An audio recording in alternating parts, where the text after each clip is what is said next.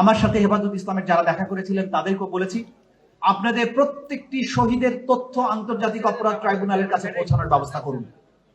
5ই মে শাপলা চত্বরে যে বর্বর গণহত্যা করা হয়েছিল, সেটা করে বাংলাদেশে শুধু ইসলামের উত্থানকে রোধ করতে চেয়েছে তা কিন্তু নয়, তারা আমাদের সংস্কৃতি থেকে আমাদের বিশ্বাসকে মুছে দেওয়ার চেষ্টা করেছে, যাতে করে বাংলাদেশে কেউ টুপি দাঁড়িয়ে রাখতেই সাহস না পায়।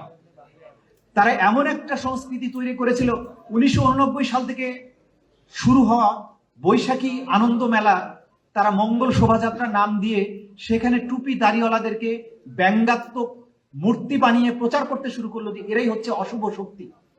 এই যে সাংস্কৃতিক বয়ান, এটার কিন্তু মারাত্মক প্রভাব আছে সমাজে।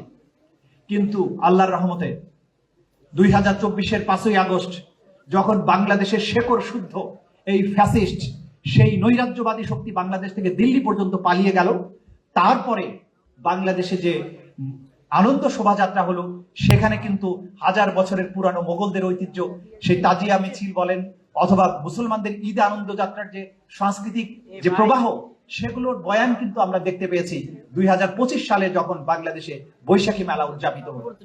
এই যে সাংস্কৃতিক বয়ানের ক্ষেত্রে মুসলমানেরা যদি সচেতন না হন, সক্রিয় ভূমিকা পালন না করেন, তাহলে কিন্তু বারে বারে আমাদের শাপলা চত্বরের মোকাবেলা করতে হবে।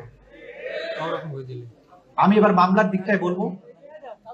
শাপলা চত্বরে যত শহীদ হয়েছিলেন, এই ঘটনা যে একটা ক্রাইমস এগেইনস্ট হিউম্যানিটি, মানবতার বিরুদ্ধে অপরাধ ছিল, সেইটা প্রথম আমরাই আইডেন্টিফাই করে 15 জনের বিরুদ্ধে, শেখ হাসিনা, তার আইজিপি, বিডিআর এর প্রধান সহ 15 জনের বিরুদ্ধে প্রথম গ্রেপ্তারি পরোয়ানা জারি করেছিলাম আমার সময় আন্তর্জাতিক অপরাধ ট্রাইব্যুনালের মাধ্যমে। যে মামলা এখন বিচারাধীন আছে, তদন্তাধীন আছে। আমরা আশা করছি খুব শীঘ্রই হয়তো হেফাজতে ইসলামের এই 5ই মে যে গণহত্যা বা মানবতা বিরোধী অপরাধ, সেই মামলার তদন্ত রিপোর্ট দাখিল হবে।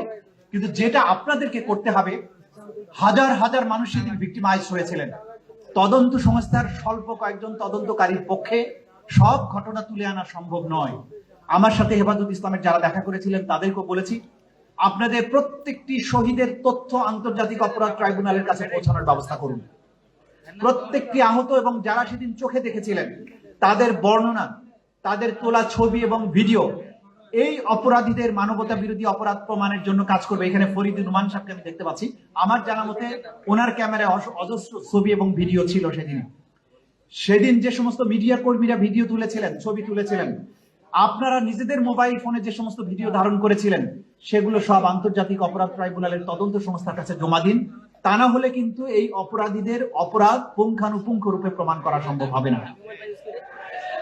এই ভিডিও ডকুমেন্টারি তৈরি করে এইটাকে একটা স্ট্যান্ডার্ডের মধ্যে ফেলে এগুলো সারা জীবনের জন্য সোশ্যাল মিডিয়ায়, বিভিন্ন মিডিয়াতে আপনারা সংরক্ষণ করুন, প্রচার করুন, যাতে ইতিহাসের এই স্বর্ণোজ্জ্বল অধ্যায়টি আগামী প্রজন্মের জন্য লিপিবদ্ধ হয়ে থাকে। যদি কেউ আবারও বাংলাদেশের স্বাধীনতা, সার্বভৌমত্ব নিয়ে, মুসলমানদের আকীদা বিশ্বাস নিয়ে এরকম ধৃষ্টতা দেখানোর চেষ্টা করে, সেদিন রুখে দাঁড়ানোর জন্য আবারও শাপলার শহীদদের মতো আবার জনতা জেগে উঠবে, সেই রকম একটা পরিবেশ তৈরি করার জন্য ইতিহাসের কাছে কিন্তু এগুলো আমাদের রেখে যেতে হবে। আজকে আমি দেখতে পাচ্ছি অধিকাংশই আপনারা হেফাজতের কর্মী অথবা হেফাজতের নেতৃবৃন্দ। এই বাংলাদেশটা আপনাদের, এই বাংলাদেশের সার্বভৌমত্ব রক্ষার জন্য মনে রাখতে হবে আপনারাই হেফাজতকারী। সেই ক্ষেত্রে এই দেশের মানুষের বিশ্বাসকে ধারণ করা, ভিন্ন মত, ভিন্ন ধর্ম, ভিন্ন সংস্কৃতিকে একসাথে ইনক্লুসিভ ভাবে নিয়ে এই বাংলাদেশটা আমাদের যারা জনগোষ্ঠী আছে প্রত্যেকের জন্য বসবাসযোগ্য একটা বাংলাদেশ যাতে হয়। কেউ যেন বলতে না পারে আমরা ইনটলারেন্ট, আমরা ধৈর্যহীন, আমরা ভিন্ন মতকে সহ্য করি না, এই ধরনের অপবাদ যাতে আমাদেরকে কেউ দিতে না পারে।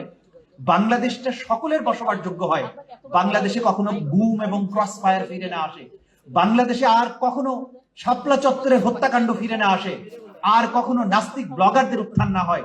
এমন একটি বাংলাদেশ, যে বাংলাদেশ তর করে এগিয়ে যাবে, যে বাংলাদেশ বিজ্ঞান এবং প্রযুক্তিতে উন্নত হবে, যে বাংলাদেশের সমর শক্তি আবারও বিশ্বের 1 নাম্বার হবে।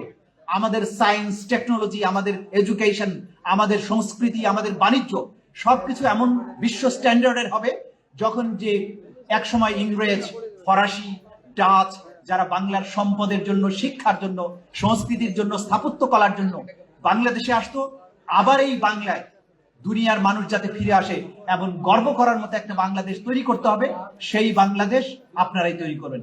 আপনাদেরকে সেই দিনের জন্য প্রস্তুতি নেওয়ার আহ্বান জানিয়ে আমার বক্তব্য এখানে শেষ করছি। খোদা হাফেজ। বাংলাদেশ জিন্দাবাদ। আসসালামু আলাইকুম।